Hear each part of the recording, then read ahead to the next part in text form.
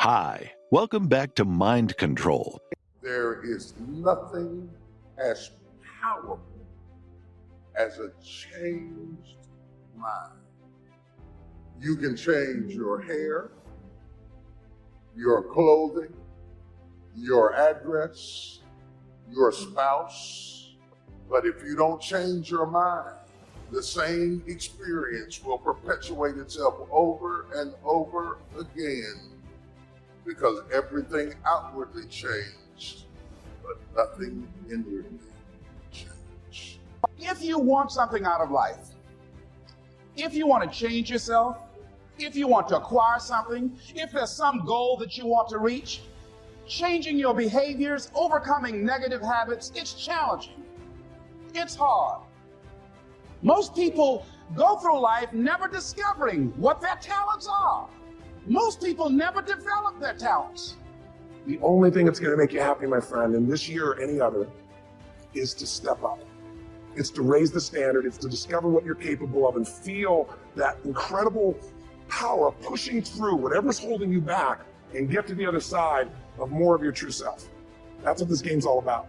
When you step into your fears and continue to push yourself to go on, something happens for you. If you look at somebody who's really successful, you think, wow, I mean, they're so amazing, they're such a genius. You got to dig underneath, you got to remember something. People are rewarded in public for what they've practiced for years in private. If you don't develop the courage to do that which has been given you to do, and you spend a lot of time going around trying to convince other people or trying to get their approval, what will happen is that you will lose your nerve. And other people will convince you that what you're doing doesn't have any value, and you'll give up on your dream. How much time do you have left? How much time do you have left? When you start thinking about that, we don't know. Most of us don't use the stuff that we have brought into the universe. Stop wasting valuable time. If you want something, you have got to be relentless. You've got to learn how to become resourceful. You've got to learn how to become creative. The power to hold on in spite of everything, the power to endure. This is the winner's quality. The hunger, the ability to face defeat again and again without giving up. This is a winner's quality. What this power is, I cannot say. All I know is that it exists, and it becomes available only when a man or a woman is in that state of mind in which he or she knows exactly what he or she wants and is fully determined not to quit until they find it. There's greatness in you, and you've got to learn how to tune out the critics outside and the critic inside. I'm going to harness my will, and I'm not going to let anything stop me. I deserve this. Most people give up on themselves easily. You know the human spirit is powerful. There's nothing as powerful. It's hard to kill the human spirit. You are unstoppable. Live your life with passion, with surprise. Most of us go through life with our brakes on, holding back. Decide that you're going to push yourself. You got to focus on you. And as you convince you, as you sell yourself every day, you will begin to see a difference in the things that you're doing. Selling yourself on your ability to perform a job, to achieve a certain objective. Telling yourself every day, here I go again. And I got what it takes. This is my day. There are many ways to get the things that we want for ourselves in our lives. But basically, it all begins with how we choose to think. As you think, so shall you be. 7 little words that I think are perhaps the most important things that we can learn and master in our lives. This old proverb notion that I become what I think about all day long. One of the major things Shoaff taught me when I met him, he said, poor thinking habits keeps most people poor. Not poor working habits. Most people work hard, but they don't think hard. And Shoaff taught me that the mind is like a factory, a mental factory. And whatever you think about all day long pours ingredients into this mental factory. And that's what builds the economic, social, financial fabric of your life. He quoted me a Bible phrase that says, "As you think, so you become." How awesome. We are how we think. Your brain is divided into two halves, positive and negative, good and evil. Ain't no neutral ground in your brain. It's either positive and good or negative and evil. You are in charge.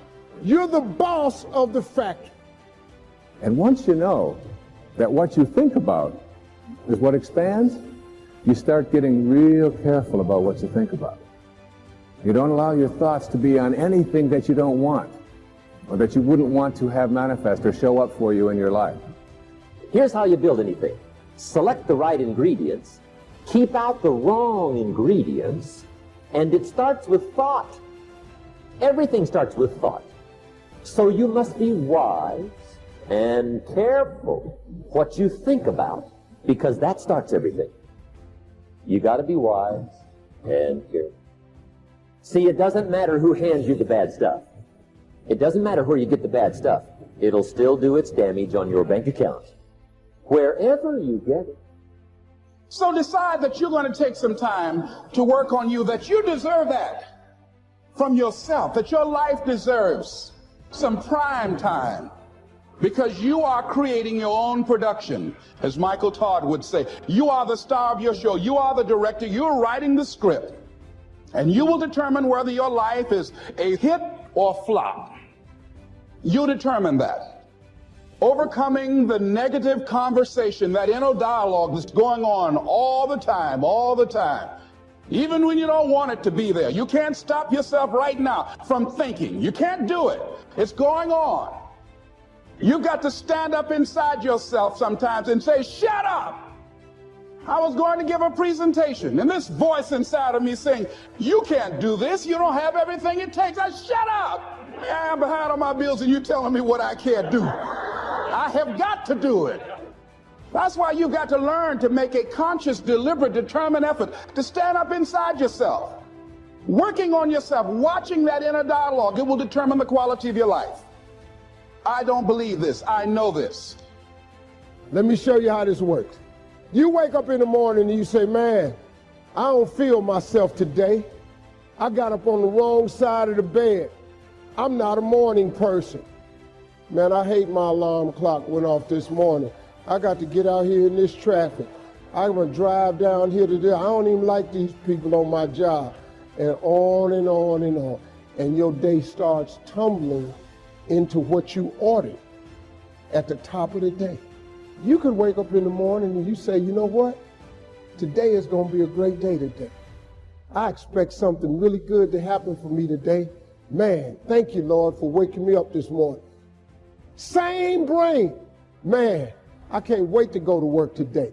It may not be the job I want, but at least I got a job. I'm so grateful I got a car to drive to work today. Hey, man, at least I got a check coming in. I sure want to thank you, Lord, for this roof over my head today. I appreciate the fact that I don't have a car, but at least I can walk to the train. Man, this is going to be great today. That's how your mind works 24/7. It never turns off. Our lives are mostly affected by the way we think things are, not the way they are. The way we think they are affects us most. You have got to change the way you think. It is the whole determining factor of where you go in life. We are all where we are today because we thought ourselves to this position. If you don't like the position, think yourself out of it. Every day, stand guard at the door of your mind. And you decide what goes into your mental factory. Don't let anybody just dump anything they want to in your mental factory, because you've got to live with the result. I want to suggest now that you really put on your thinking hat. Thinking is the highest function of which a human being is capable, And all the great leaders, all down through history, have been in complete and unanimous agreement that you and I become what we think about. Now play with that for a moment. It's a subject that is not taught in school. It's the highest function of which we're capable. And every great leader that has ever lived all told us that you and I become what we think about most of the time. Dr. Rampell wrote a paper, Tools for Teaching Thinking. He said thinking is a skill which can be learned just as we learn skills such as typing and playing the piano. Now, he said few public schools offer courses devoted expressly to teaching thinking. Rather, we are expected to learn and teach thinking as a byproduct of learning mathematics, reading, science, history, trade, and so forth. And he said we do, in fact, learn a lot about thinking in this way. The trouble is, we learn our thinking skills in bits and pieces, and we never put it together as an overall picture. If asked to describe what all is required in order to think effectively, most people would be at a loss to give a complete account. Thus, we are unable to assess our own thinking skills or systematically teach the skill of thinking to others. Now, consider this for a moment. When you think in pictures.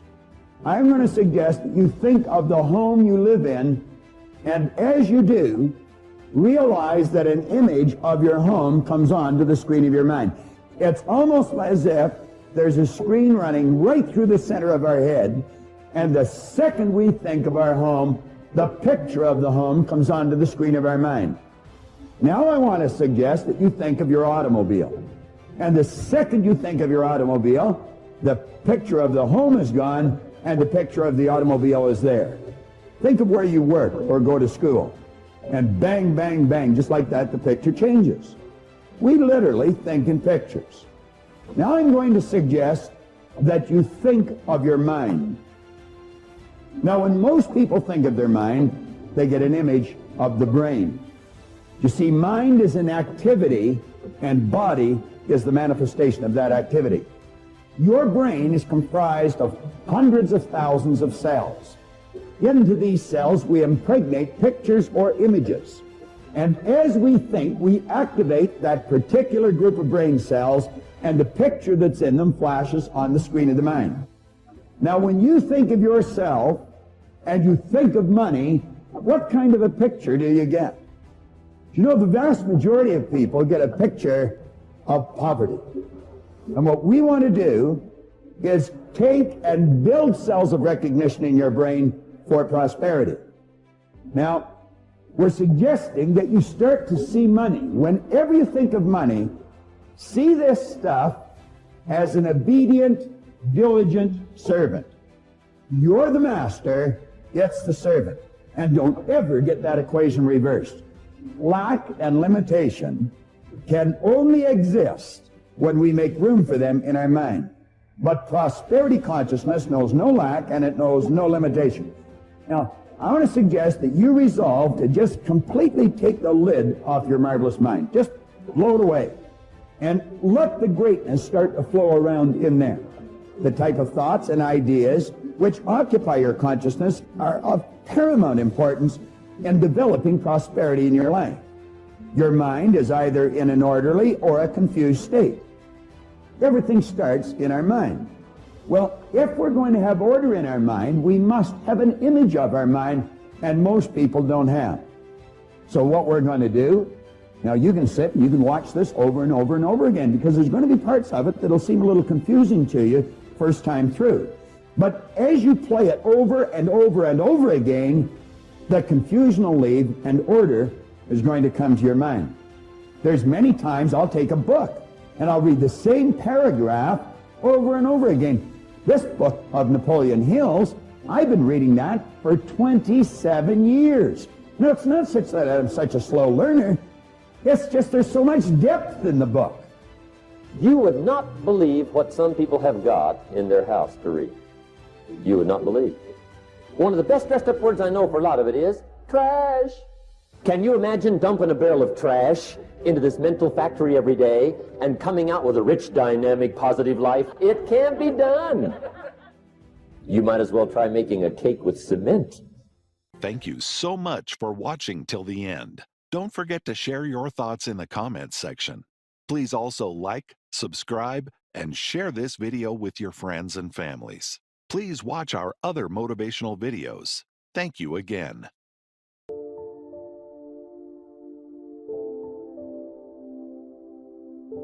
The basic question you are going to answer is, what do I want within the next 1 to 10 years? I want you to take about 12 to 15 minutes and make a list of at least 50 things you want within the next 1 to 10 years. These are long-range goals. To help you get started with your list, consider these questions. What do I want to do? What do I want to see? What do I want to be? What do I want to have? Where do I want to go? And what would I like to share? Now, with these thought starter questions in mind, answer the basic question. What do I want within the next 1 to 10 years? See how many things you can write down. At this point, don't take the time to describe in detail everything you want. This is the time for you to let your thoughts pour, to write fast and to abbreviate. For example, if you just write down 380, you'll know what that means. You don't have to describe the color and the interior of the car. You'll do that later in this exercise. I want you now just to abbreviate and write fast. Make the list as long as you possibly can. Try to write down at least 50 items, 50 things you want within the next 1 to 10 years. These are long-range goals. Spend about 12 to 15 minutes on this. After you've completed your list, you're ready for the next part of the exercise. Go through your list, and next to the things you think you can accomplish or acquire a year from now, write a number 1. Next to the things you think it will take 3 years to realize, write a 3. Next to the things it will take 5 years to accomplish, write a 5. And next to the things it will take 10 years to accomplish, write a 10. Go through this list now to the best of your ability and say, that looks like it will take me about a year, or 3 years, or 5 years, or 10 years. Some big goals might be out there 10 years from now. Once you complete this part of the exercise, you might come to the conclusion that you need a lot more 3-year goals and less 1-year goals, for example, or that you need more 10-year goals. You see, while you're working on one goal, you must have something else in the planning stages. If you don't, what happened to some of the early Apollo astronauts could happen to you. After they came back from the moon, some of those astronauts experienced deep psychological and emotional problems. And the reason for that, why, after you've been to the moon, now where do you go? That seemed to be the end, the finish. What later astronauts did was to make sure that they had major projects lined up after they returned from the moon trip. The way you enjoy life best is to wrap up one goal and start right on the next one. Don't linger too long at the table of success. The only way to enjoy another meal is to get hungry. Another thing to check for on your list is that you have included goals for each of these 3 important categories. First, make sure you've listed your economic goals, your goals for income, profit, and productivity. Second, make certain your list includes material items you want, tangibles, such as a home, a car, a boat, furniture, or jewelry. Don't attach the wrong importance to things, but they are important. Third, you'll want to include on your list goals for personal development. Write down all your personal development goals. Your goals to be more physically fit, to lose weight, to be more decisive, to be a more effective leader, to be a better communicator, to learn another language. One of my good friends is Tom Brady, and I can tell you he's constantly talking about being in an emergency to get better. Rodney Harrison was telling me the story that when he was a rookie for the Patriots, he got to the gym every day, the workout facility first, every single day. And he walks in one day, there's this new rookie, skinny dude, probably going to get cut, backup kind of dude in Michigan, and he walks into the gym, and this guy's in there working out already. And he goes, "Who are you?" The guy goes, "Hi, I'm Tommy." And Rodney goes, "Yeah, I'm the guy who gets here early." Brady goes, "Oh yeah, I'm going to beat you every day." And Rodney Harrison goes, "Yeah, right." So by the way, the team meeting started at 10. This was 6 a.m. They do weights after the meeting. They were the only 2 guys who went to the gym before the meeting, but they were there at 6 a.m. The next day, Rodney gets there at 5:30. Walks in, guess who's already there? Skinny Brady. Harrison's like, "What are you doing?" He goes, "Tommy, I gotta get here every day before you." Next day, 5 a.m., Rodney gets there. Guess who's already there? Brady. The next day, Rodney Harrison, you can tell you the story. Rodney Harrison gets there the next day at 4:30. As he walks in the door, Brady's walking out, throws his towel. He goes, "Have a good workout." I'm getting chills right now. And Rodney goes, who is this guy? And Brady goes, listen to me, man. I got a lot of respect for you. Nobody on this team is going to outwork me. Nobody in this team is going to outwork me. You're talking about somebody who is, in my opinion, I'm biased. Our lockers are right by each other at our club. Not only the greatest quarterback of all time, not only the greatest football player of all time, arguably the greatest athlete of all time, who has almost no athletic ability. In fact, his sister was a better athlete. 8 AFC championship games in a row. Every other year he's played football, he's been in the damn Super Bowl. Are you kidding me? Really, dude? Really? Unbelievable. That's because he's outworked everybody. Because he's in a crisis to get better every day. It's not like he'd like to. You think Brady might run the mini days I talked about earlier? You think he does? Yes or no? He does. We talk about it all the time. So, here's what happened to me. Last thing I'm going to tell you. I have this hallucination. It's sort of my overall philosophy about my life, and I want to have it for you. I want to say something to you. Tonight, I promise you something. I'll pray for you. I just pray that you're happier. I pray that you win. I pray that the right deals come your way. I'm prayerful for you. I'm telling you, if you have the right business partner in your life, the greatest architect in the world, great things can happen for you. You deserve to win. You deserve to have great things happen in your life. There was a point in time in your life when you were little where you knew you were going to be somebody. He's just going around getting lined up to be something, and in the back of his mind, he's thinking, there's something else I'm supposed to be doing. There's something else I'm supposed to be doing. There's something else I'm supposed to be doing. Discontentment leads to direction. And out of his discontentment, here comes direction down the road. And Elijah, who just got out the cave, and he's looking for Elisha, and he comes up to him, and he exposes him to something. He comes in there with his old restaurant stuff, and he exposes him to something, and his mantle passes over him, and all of a sudden, Elijah cannot work in the secular arena anymore. Even if it means he has to take a cut in pay. Even if it means he has to burn the ox, he has to boil the ox and burn the plow, he has got to go with the man of God. Even if he doesn't become the heir apparent to what his parents wanted him to be, he is called to the man of God. Even if he doesn't have the prestige of controlling 12 yoke of oxen, he gives up all of that because he is exposed to destiny. That's what support ministry is made out of. People who are exposed to destiny. They're not people who are working in the church because they couldn't work anywhere else. They should be people who could have been working in the secular, making even more money, doing something even more influential and more important. But as their love for Christ grows, they give their life to ministry. Even when the check isn't as big and the notoriety is not as much, they recognize that it was God that blessed them to go to school, to learn what they learn, or do what they do, or know what they know, that they are technically endowed because God wanted to use them in the kingdom. And they are not following the zeros, they are following the purpose and the call of God. And they're willing to boil their ox and burn their plow to be in the center of their destiny. They are called to walk with God. I'll tell you what triggered me on this is thinking about how can I add the most value here. And engagement is one of those, new flash words in the corporate culture we all hear about. Oh, full engagement, partial engagement. But it's really true. Engagement plays such a huge role. And some of the studies that are out right now are mind-boggling. Have you seen the recent studies that they've done? 142 countries asking workers around the world, how would you describe yourself? Fully engaged, partially engaged, disengaged, aggressively disengaged. And guess what they found out? Throw it up there. Around the world, in 142 countries, they found out that 13% of employees worldwide said they were actually engaged in their work. Now, for us in this room, you'd say that's absurd. There's something wrong with the survey. Well, you'd be right. In a room like this, it's full engagement, or at least a lot fuller engagement. America has the highest engagement of any country in the world. It's 29%, which sounds so much better when you're 13. So which would you rather have, a punch in the face or a kick in the stomach? But let's flip that around and say, what does that really mean? It means 71% of people are disengaged at work in the richest, most powerful, most influential country in the world. It's mind-boggling. There was only one study you'd say, it was a partial. You can see study after study coming up with similar numbers, slightly off, but pretty much the same ratio. Now, here's what's really interesting. Of those 71%, there's a group in there, about 24% of them, that are actively disengaged. You know what that means? That means they hate what they do and they hate you. Now, this is pretty important, isn't it? They hate what they do, they hate you, and they will actively work to disempower the organization. Who has ever bumped into one of these humans? Raise your hand. Say I. Okay, so when you bump into these humans, it's not usually a pleasant experience, and we all know they're out there. And by the way, how much damage can they do in a world that has, social media everywhere where good news travels fast and bad news travels faster, and people don't care what the truth is afterwards. It's a cool story, it makes it go. So this is an area that if you're going to change your business, you got to make a difference. So here's what I'm looking at. What makes the difference in people? people? What makes a difference in an organization? And I would submit to you that it isn't getting a head start. You can find individuals who you give everything to. You can love on them, give them a great education, they get a great economic background, and can spend the rest of their life going in and out of rehab. Who's seen this before, knows what I'm talking about? Say I. On the other hand, you see people that life's kicked in the face, somebody's been abused mentally, emotionally, physically, you name it, and they become the Oprahs of the world. So it's certainly not, advantage does not come because you were given something. And by the way, in business, advantage doesn't come because you have most resources. Companies with most resources don't win. The most resourceful companies win. The most resourceful companies are the ones where employees are the most engaged. And it's statistically proven. You look around and you say, who had the lead? Well, before YouTube, there was Vimeo. They had a year jump. Pretty much the same technology, just didn't engage as many people. Before Google, there was, what happened, Yahoo? If you're out there, what the hell happened to you people, right? Before Facebook, there was, what happened to MySpace? Facebook was more engaging. Engagement is really the new fact. Being able to be fully engaged. And by the way, in your intimate relationship, how important is engagement? Some guys go, very important, I want to put it off as long as I can. No, I don't mean that.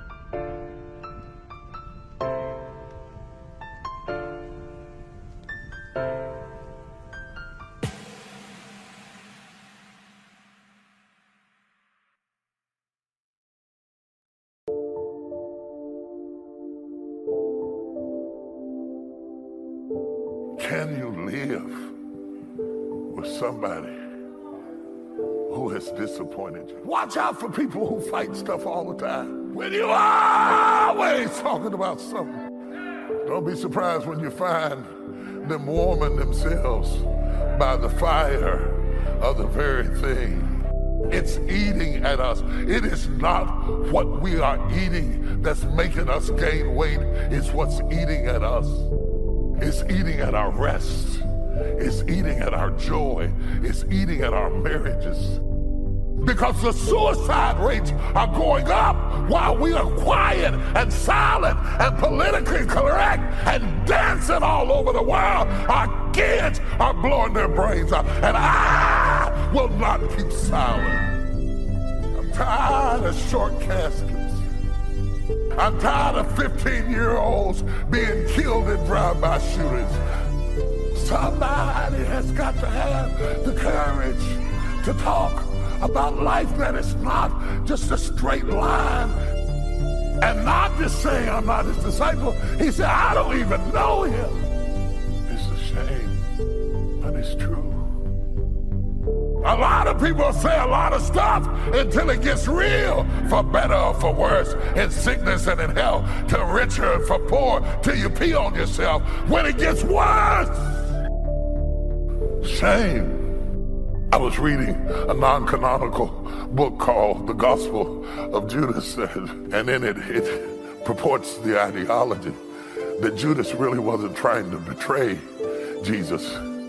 He was trying to put Jesus in a situation where he would have to overthrow Rome.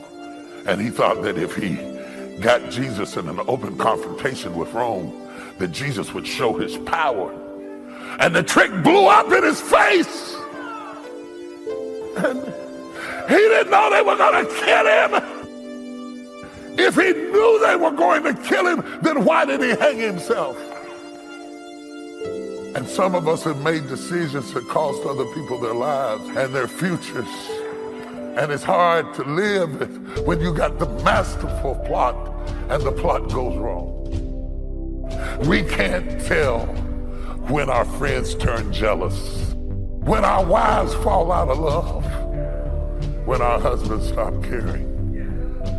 I'm talking about a guy who couldn't get rid of his shame, so he got rid of his life. I'm talking to somebody out there who has a hard time living with a dark secret. Judas didn't have to hang himself, and you don't have to blow your brains out.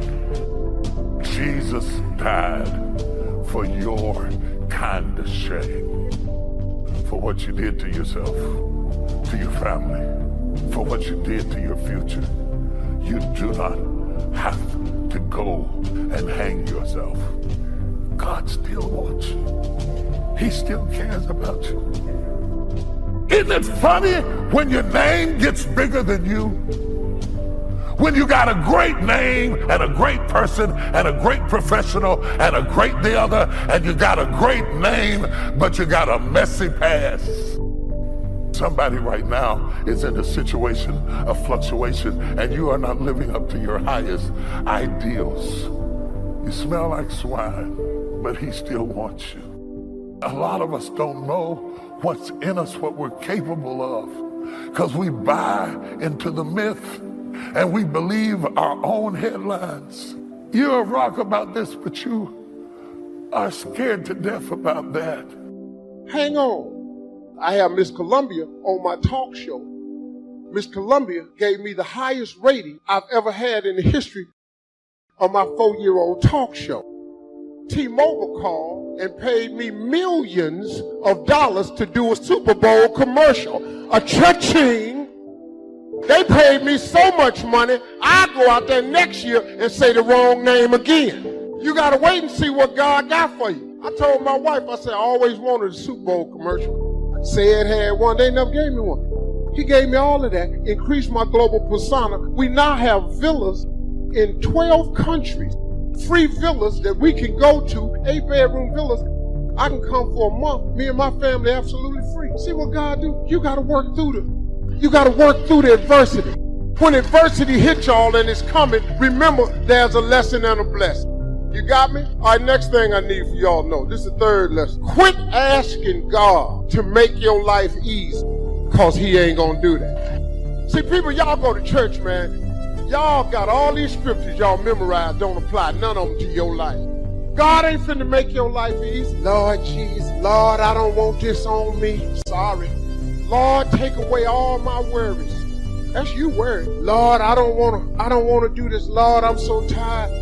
What y'all doing? Quit asking God for that. You gotta have some faith. See, listen to me. Faith don't make it easy. Faith makes it possible. You gotta have faith, man.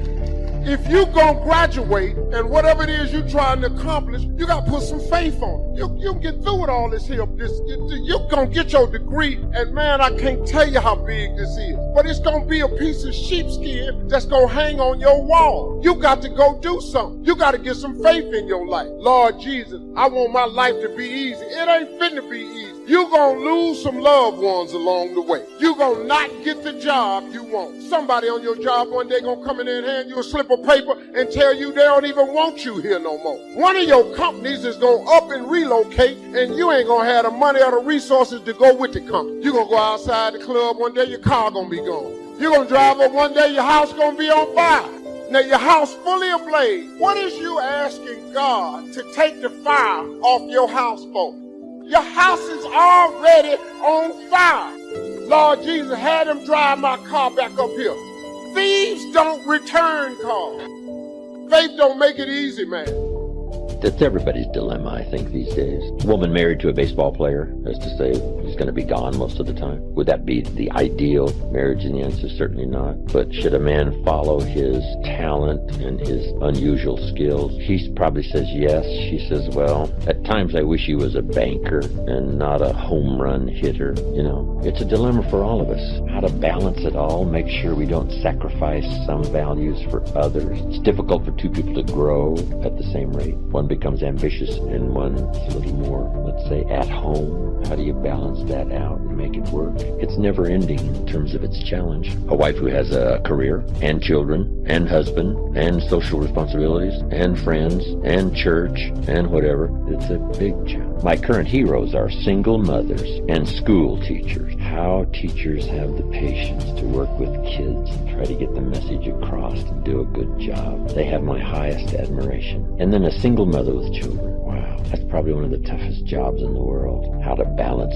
career, work, job, raise the kid, make sure spiritually, personally, socially they're okay. It just seems almost impossible. But human beings have the unique ability to do the impossible. They make it work. How many stories have we heard in our own country? A mother who scrubbed floors for years and put her kids through college, and now they're all professionals and lawyers and a credit to society. Les Brown's got a great story. A mama who really cared, but did the menial stuff till finally he got going and could help. Some people's lives, we look and we say, how do they do that? And we think we're a little pressed, and how do you balance career and fortune and all that? Hey, try scrubbing floors to put your kids through college, right? And then you say, hey, my problems are pretty simple and easy. But we all have the push and pull. A woman wants a hero and a successful husband. She says, go conquer the world and be home by 5 o'clock. He says, wow, let's see. How do I do that, right? Would she be happy with half the world, right? If I conquered just half the world and got home by 6. Let's do a little compromising here. But anyway, it is a challenge. When I was growing up, Papa worked and Mama stayed home. I was raised in sort of that atmosphere. Papa figuring out enough to take care of himself and his family. But, those days have all changed. Now the dignity of career, right? I believe, women have equal rights to follow their own star. But then to do what you're ambitious to do and qualified to do and learn the skills to do and still make a relationship work and family and church and society, and it is a challenge. But I think we're up to it. At least we've got plenty of help here on information and books. People that have been through it and said, hey, here's a couple of danger signals. It's okay as long as, but when this, and you say, okay, I appreciate that advice. And sure enough, you're going along and then you say, wow, I remember I was told these couple of danger signals here. Looks like I'm pretty close to that. I better back away.